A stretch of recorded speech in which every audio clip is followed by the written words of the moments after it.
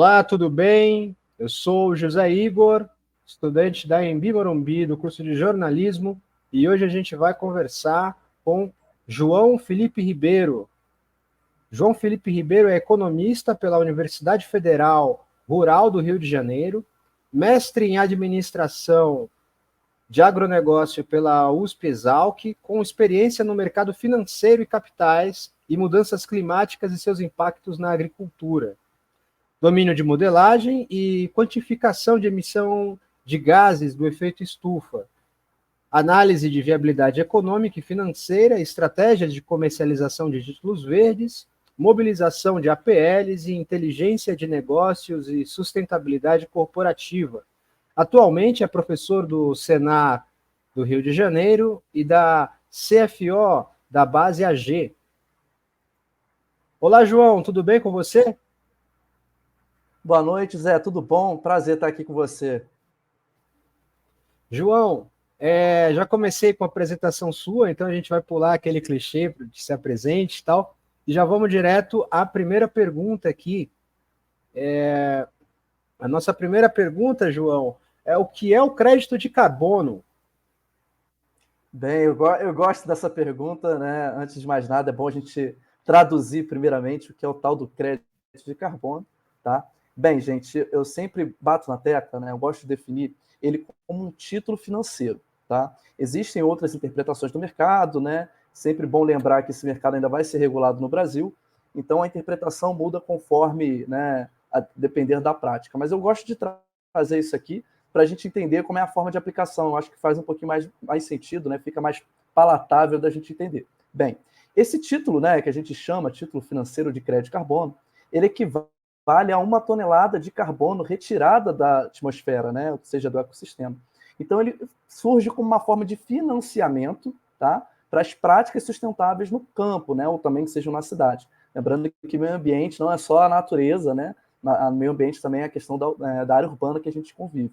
Tá? Acho que é o primeiro ponto, é a gente tratar isso aí de uma forma prática, né? Pensando como uma estrutura financeira, tá? Uma ferramenta financeira em apoio à sustentabilidade. Tá? Eu acho que depois a gente pode avançar um pouquinho de como é que é a forma prática, né, de atuação desse título, mas basicamente, né, vamos dizer assim, os produtores rurais, as empresas que buscam, né, fazer um projeto sustentável, né, para a captura ou redução de emissões de crédito de carbono, fazem a emissão desse título, né, para conseguir um dinheiro de investidores, né, sejam lá fora, para aí sim, né, viabilizar esses projetos sustentáveis dentro da empresa, né, dentro do ecossistema. Perfeito. Não sei se meu João, vídeo te está travando um perguntar. pouco. Se qualquer coisa você pode me falar. Não, tá, por enquanto tá tranquilo, deu uma travadinha no início. Mas te perguntar aqui, João, Não, qual a ótimo. importância hoje do crédito de carbono para o planeta e também para o mercado? Bem, gente, eu vou trazer um pouquinho, né, da estrutura, né? Esse crédito, esse título, né, ele foi pensado, né, criado justamente para poder financiar as atividades sustentáveis. Lembrando que a gente veio aí com uma crise climática, né, um aumento pensando no mercado, aumento também dos riscos climáticos, né, dos empreendimentos. Então, a gente veio, né, dizendo o sistema financeiro, a gente está sofrendo muito, né, com esse aumento de riscos, né, esses títulos, né, os empreendimentos que antigamente estavam expostos, né, ao meio ambiente, hoje já não conseguem entregar o mesmo valor de antes. A gente vê muito isso na agricultura, né, com o aumento da temperatura, a gente já não consegue entregar a mesma velocidade, o mesmo volume da safra. Isso aí, né, em diferentes áreas, diferentes segmentos, tem sofrido com esse risco. Tá? Então, quando a gente cria, né, quando o sistema cria essa forma de financiamento, foi pensando viabilizar esses projetos sustentáveis para que a gente conseguisse, até então no passado, em alcançar a redução pelo menos de 1,5 graus, né? Só que aí a gente viu que não, né, os esforços no mundo não foram compatíveis, né? Hoje a gente está tentando ao menos mitigar esses riscos climáticos, né? Já não conseguimos mais fazer essa redução de temperatura. Infelizmente, a gente já está sofrendo alguns percalços aí por conta de clima, principalmente hoje aí que a gente está vendo um clima bem, né, quente, né, Segundo e matéria da falta de UOL, água, né, aumento das queimadas. Isso também é uma... Oi, perdão? Não, segundo a matéria da UOL, essa onda de calor é a maior há 120 anos, né? Algo como isso, assim, Isso, essa onda. exatamente. Né? Hoje, e justamente, né, a gente está enfrentando cada vez mais, né, essas questões, está cada vez. Infelizmente, esses eventos eles não são previsíveis, a gente não consegue, via estatística, modelos econômicos, prever, né, então é algo que a gente precisa urgentemente financiar, urgentemente, né, vamos dizer assim, não mais reverter o jogo, mas tentar reduzir os riscos. Né?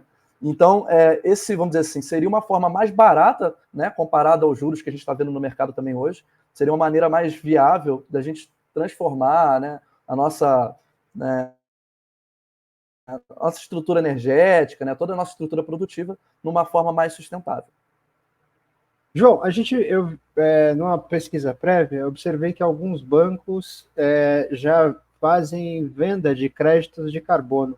Você pode explicar para a gente a viabilidade econômica, sei lá, de alguém assim como eu e você comprar esses créditos? Qual a viabilidade econômica disso?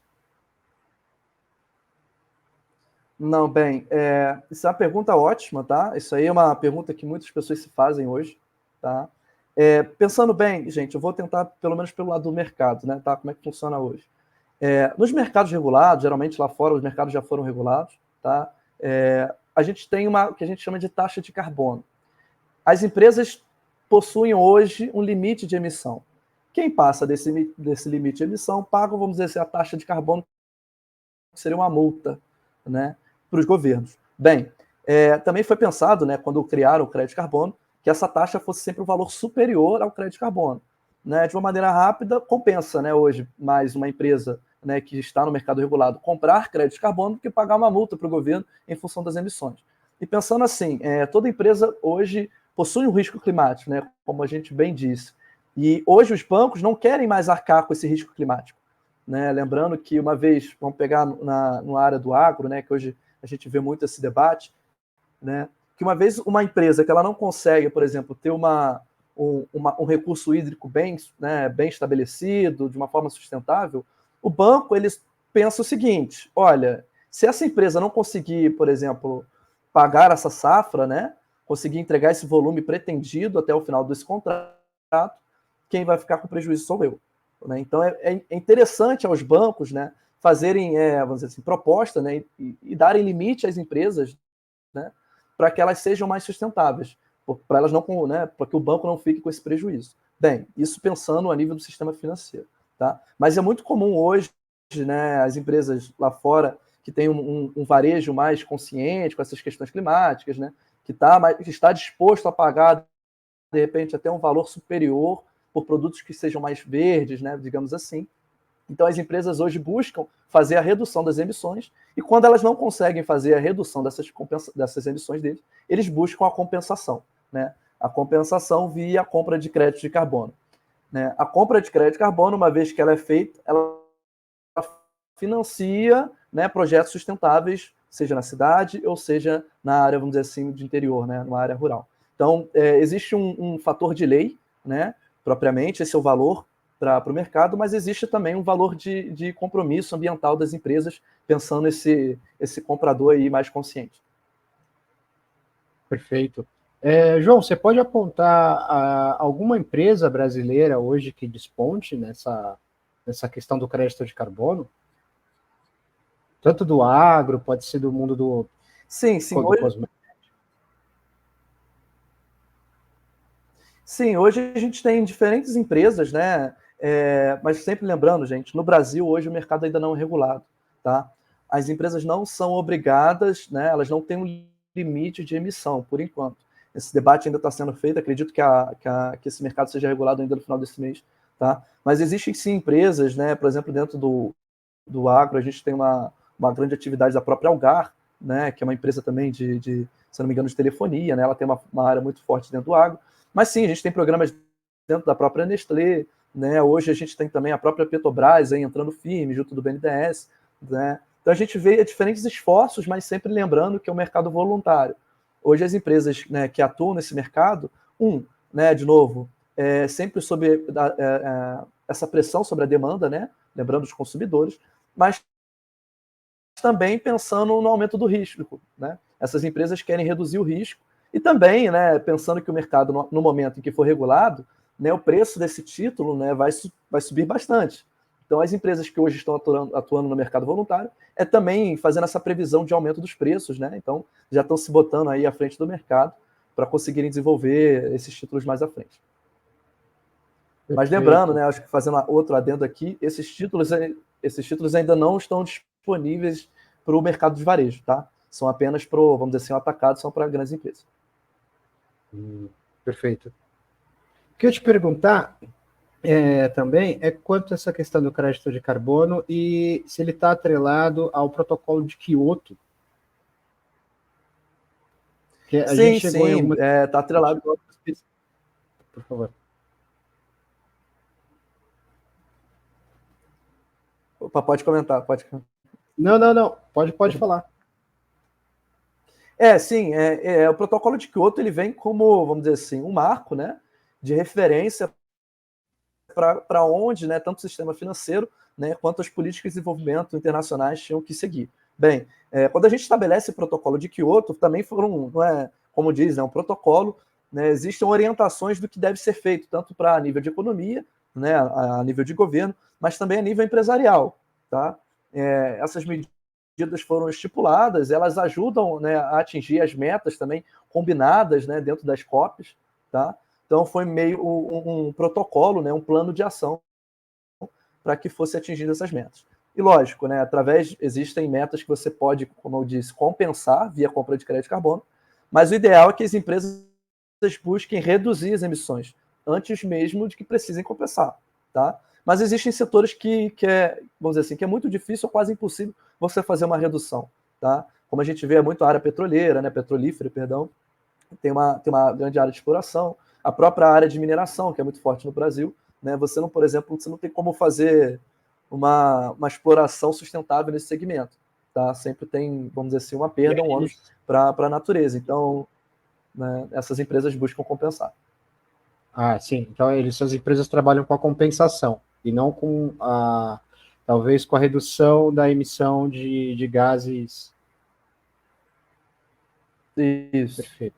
Perfeitamente. Te perguntar aqui, se para além do crédito de carbono, aqui no Brasil, você falou que ainda não foi regulamentado, né, a questão do crédito de carbono aqui no Brasil. Mas, para além do crédito de carbono, você pode apontar outras políticas de financiarização verde alternativas?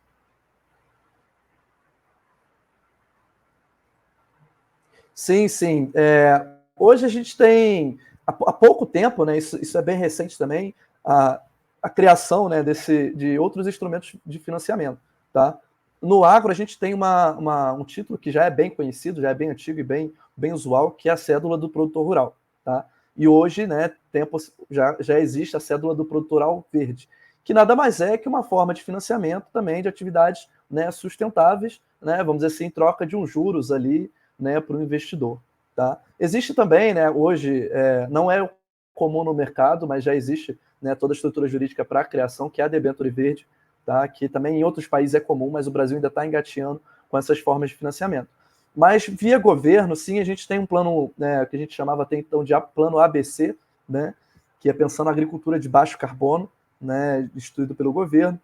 No entanto, vamos dizer assim, essa forma de financiamento não pegou muito, né, vamos dizer assim, na boca dos produtores, né, mas hoje a gente já vê aí uma congruência também com o Plano Safra, tá? Então, hoje, dentro do Plano Safra, tá, quem atingir também as mesmas métricas do Plano ABC, que é justamente, vamos dizer assim, aumentar o nível de sustentabilidade da sua produção, conseguem, vamos dizer assim, formas de financiamento melhor, né, taxas de juros melhores, né? Então, isso aí é bem interessante.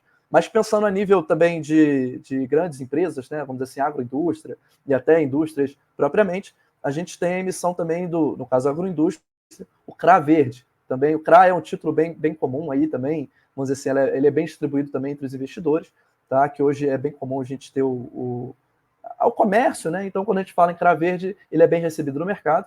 E a gente tem alguns outros produtos, né, como formas de financiamento, mas nada, vamos dizer assim, acredito que o Brasil não criou nada especial, né, isso aí já é uma percepção minha, voltado à sustentabilidade, a gente tem que melhorar bastante ainda, tá? Mas sim, existem esforços, tá? Existem esforços, o trabalho muito de conscientização, tanto do investidor como das indústrias, tá? Porque também a indústria não consegue fazer nada sozinho se a gente não tem liquidez, especialmente no cenário de alta de juros, né? Então é algo que, vamos dizer assim, o financiamento climático é algo que está muito sensível, tá? Existem muitos esforços, tanto do Banco Público, próprio BNDES, mas não é algo que uma instituição consiga fazer sozinho, né? Vamos dizer assim, é uma luta de todos, tá? Tanto do setor privado quanto do setor público. Perfeito. Deixa eu retomar aqui.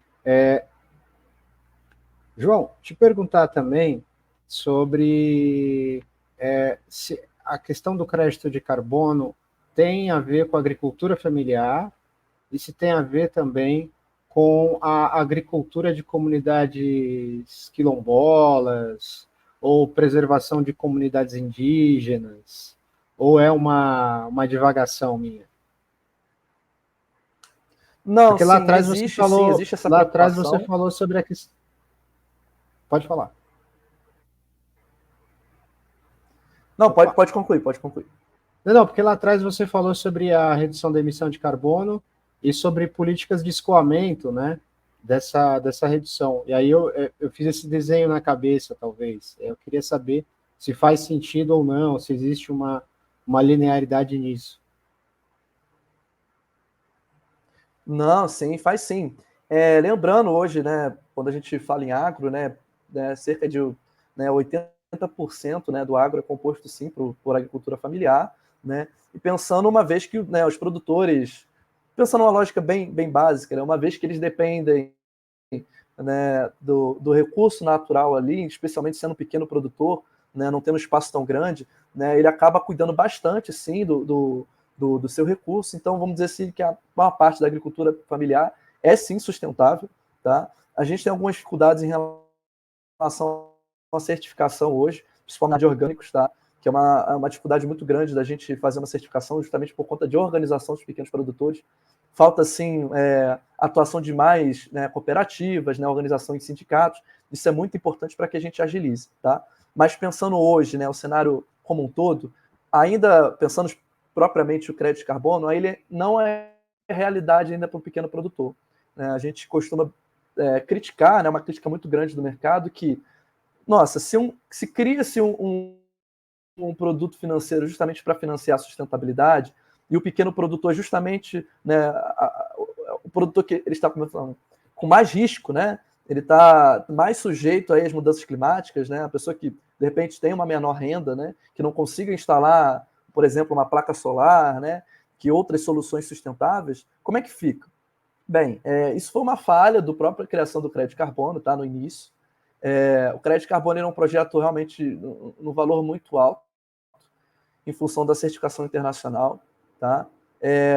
Lógico, eu sei que varia, vai depender da certificação, mas para vocês terem uma ideia, a média de certificação para um projeto chega a 250 mil dólares. Tá? Então é realmente muito inviável o pequeno produtor. Quando o mercado regular, a projeção é que surjam sim certificadoras nacionais com valores, né, bem menores e que consiga assim trazer o pequeno produtor rural, né, a agricultura familiar para dentro desse jogo do crédito de carbono. Tá? Mas existem, por exemplo, o que a gente chama de programas de pagamento por serviço ambiental. Né?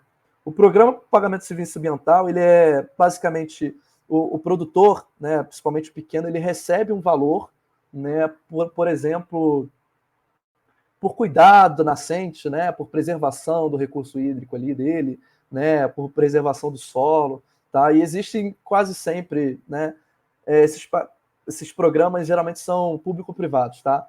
Geralmente existem, né, uma estrutura pública ali por detrás, participação de prefeituras, tá? Mas geralmente o recurso vem, né, da iniciativa privada. Tá? Existem também soluções vindas de Banco Mundial, que também é para financiamento desses pagamentos, né, por serviço ambiental, mas aí a gente vê também que falta também um aprendizado do setor público. Nem todas as prefeituras também estão aptas a receber esses recursos do Banco Mundial, em função principalmente da estrutura, né, profissional ali dentro, né? Não tem, vamos dizer assim, profissionais capacitados ali dentro para gerir esse tipo de recurso. Tá? Mas a gente vê um avanço interessante, né?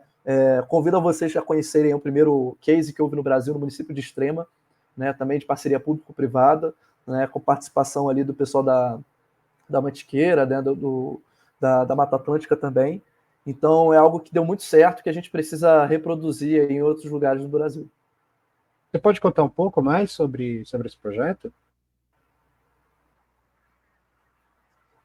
Sim, sim, posso sim. O município de Extrema, ele tem um programa ali ele foi encabeçado pelo Conexão Mata Atlântica, tá? Que é um organismo aí que também tem participação pública, tá? E esse grupo, né, essa instituição, ela é muito interessante, porque além dela trabalhar com o processo educacional para dentro do campo, né, de ensinar as práticas, né, de pagamento, até de estrutura financeira, vamos dizer assim, de uma educação financeira dentro do campo, ela conseguiu organizar os produtores ali para participar de um programa, né, junto às empresas locais, né, para realizar o pagamento por serviços ambientais. Né, as empresas ali que encabeçaram também, interessaram em participar, elas ajudam, né, realizando pagamentos, né, esses pagamentos são distribuídos entre um grupo de produtores rurais ali na região, né, do município de Extrema. Bem, a gente traz muito interessante, torna muito interessante esse case pelo seguinte assunto, tá, gente? De novo, não é crise climática não é assunto apenas para o setor público, tá? E nem para o setor privado. É interessante, sim, parcerias público-privadas, tá? Para que esses programas deem certo. Né? Esse programa deu muito certo justamente por uma questão de organização, tá? Partiu, sim, da iniciativa, né, civil ali, né, uma organização civil que encabeçou, que estruturou e tornou viável esse programa, né, e o recurso financeiro vindo ali, né, das empresas que estavam, sim, interessadas em realizar a redução das emissões e compensação das emissões. Tá? Existem outros programas aí dentro do agro, né, tem diferentes empresas aí, diferentes fazendas que se unem também para participar, mas a gente vê quase sempre ou falta da organização, né, por área privada ou falta de uma organização do setor público. Tá? Hoje as empresas precisam se organizar, precisam dialogar, né, melhor para tornar viável. E a participação do sindicato aí, nesse caso, é muito interessante, tá? Tanto na área privada quanto no setor rural para viabilizar esses projetos. Perfeito. João, você falou que esse ano talvez seja aprovada a regulamentação do crédito de carbono. Como tem andado isso? Vai para a Câmara, vai para o Senado? Você pode dar um panorama para a gente de como está andando essa questão da regulamentação? Sim, sim. Hoje a gente conseguiu fechar o acordo no Senado, né? Foram ouvidas todas as partes aí, tanto a estrutura da indústria quanto do agro, e a gente conseguiu avançar aí e agora, né, vai à Câmara, né, para a gente realmente realizar os pequenos ajustes que faltam, né? E acredito que até final desse mês aí a gente tem um projeto regulado. Esse projeto de lei ele foi bem difícil, né, de, vamos dizer assim, de realizar um acordo, uma vez que a gente estabelece uma meta para a indústria, tá? E pensando num cenário de câmbio que não está muito favorável, um cenário de juros que não está muito favorável, né, você estabelecer, por exemplo, mais uma meta, né, para uma indústria, né, a gente pode ser que seja entendido, né, como se estivesse estipulando mais um desafio, né, mais um muro, né, que a indústria tivesse que superar. Né, isso incorresse aí, de repente, no aumento de custos para a indústria, né, e possivelmente também no aumento de custos aí também aos produtos aí, e aumento da inflação. Tá? Então, houve uma discussão muito grande, né, mas foi bem flexível. Né? Essa meta estipulada foi de 25 mil toneladas, né, ao ano, né, e a gente vai ter um tempo aí até que as empresas consigam se adaptar, né, e também elas têm total liberdade aí também de realizar qualquer tipo de questionamento ao Senado, que isso ter reanalisado, né, como qualquer outro tipo de lei. Né. Mas bem, o agro, nesse caso, ele ficou de fora, hoje não foi estipulado, né, lembrando também o cenário internacional, onde que o agro hoje precisa ser competitivo, uma vez que nesses mercados regulados lá fora, já entendido como taxa verde, tá? Esse mercado de carbono, mercado de emissões, né, ele tem sim um fundo de preocupação, né, com o próprio clima, tá? Mas ele também entra efeito de, vamos dizer assim, de protecionismo, tá? Tem onde as empresas querem, por exemplo, taxar, né, por exemplo, os produtos brasileiros lá fora, né, para tornar os produtos brasileiros menos competitivos.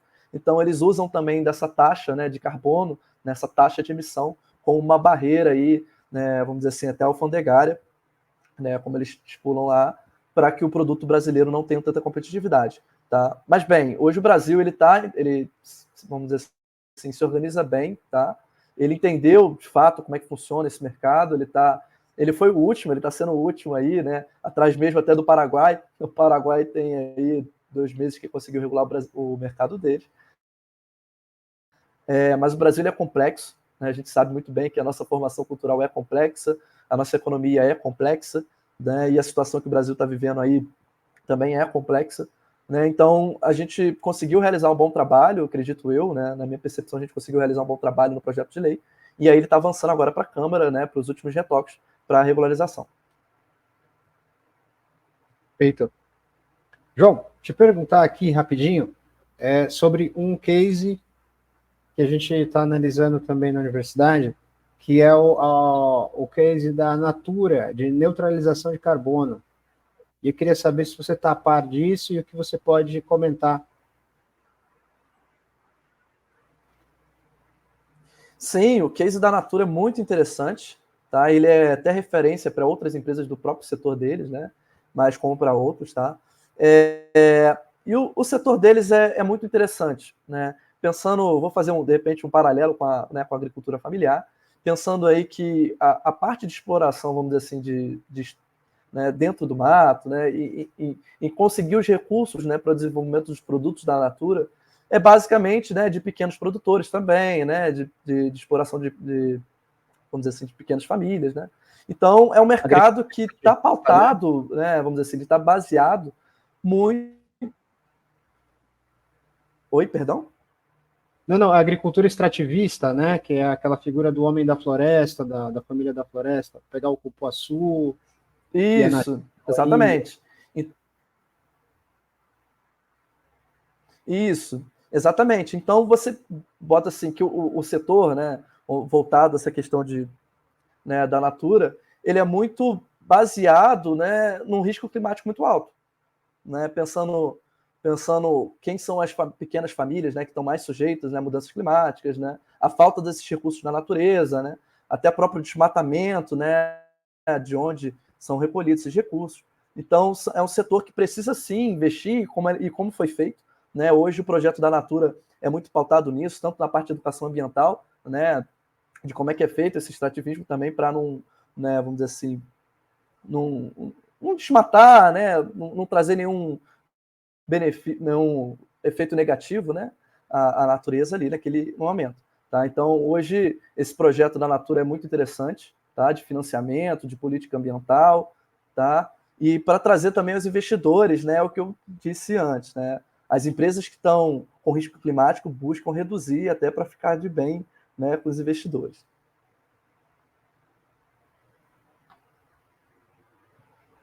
Perfeito. João, a gente já está se aproximando do final.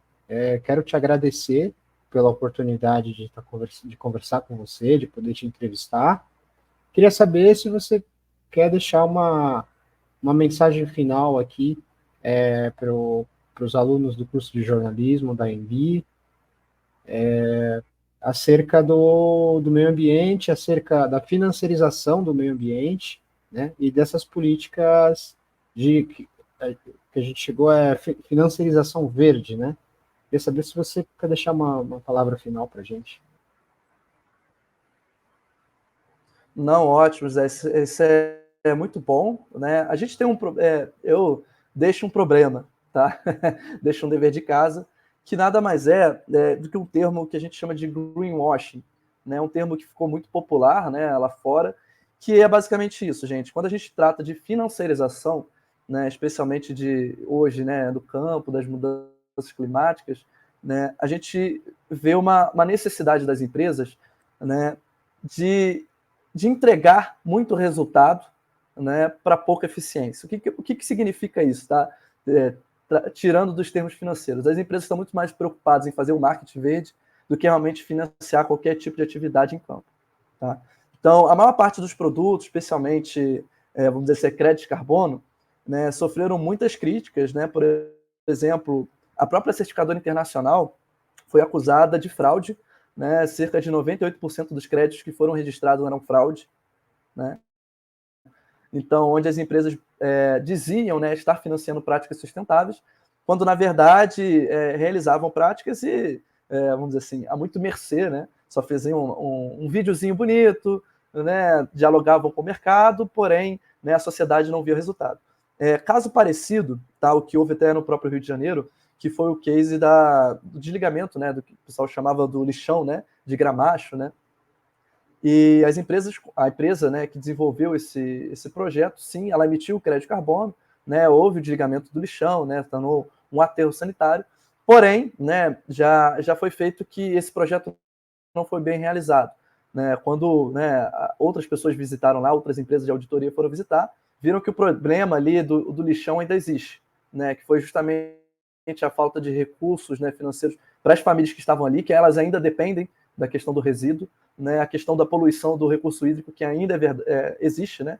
Então, a gente vê que projetos como esse são cada vez mais comuns.